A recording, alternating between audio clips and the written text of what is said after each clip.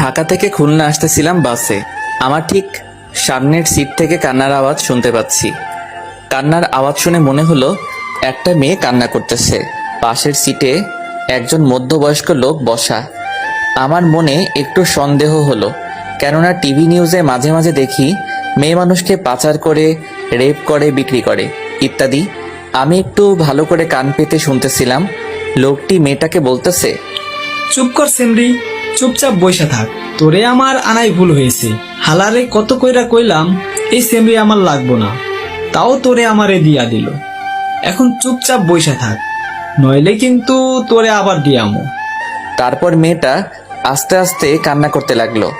একটু পর লোকটি আবার মেয়েটাকে বলতেছে, ওইনে যাইয়া ভালো মতো কাম করবি, নইলে কিন্তু তোরে ওরা মাইরা ফেলবে। আর এই বালের কান্নাকাটি বন্ধ কর, নইলে কিন্তু। এইবার আমি কনফার্ম হলাম এই মেয়েটা কোনো খারাপ লোকের পাল্লায় পড়ছে। বাস চলেছে আর আমি সময়ের অপেক্ষায় আছি কখন মেয়েটার সাথে কথা বলা যাবে। বাস যখন মাওয়াঘাটে পৌঁছালো তখন মাওয়াঘাটে প্রচুর জ্যাম। কমপক্ষে 4 থেকে 5 ঘন্টা সময় লাগবে। আর ঘাটে যে ফেরি আছে ওইটা 1 ঘন্টা পর ছাড়বে।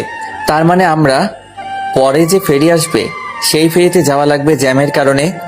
বাসের ভিতর গরমের কারণে অনেক যাত্রী বাইরে বের হচ্ছে। কিছুক্ষণ পর ওই লোকটা বাইরে বের হলো। আমি এই রকমই একটা সময়ের অপেক্ষা করতেছিলাম। আমি মেয়েটার পাশের সিটে বসলাম, মেয়েটার দিকে তাকালাম। মেয়েটা বোরকা পরা, শুধু তার চোখটা দেখা যাচ্ছে। চোখটা রক্তের মতো লাল। অনেক কেঁদেছে মেয়েটা। আমি মেয়েটাকে বললাম, কোনো সমস্যা? মেয়েটা মাথা নাড়িয়ে না বলল। আমি বললাম, যদি কোনো সমস্যা থাকে বলতে পারেন।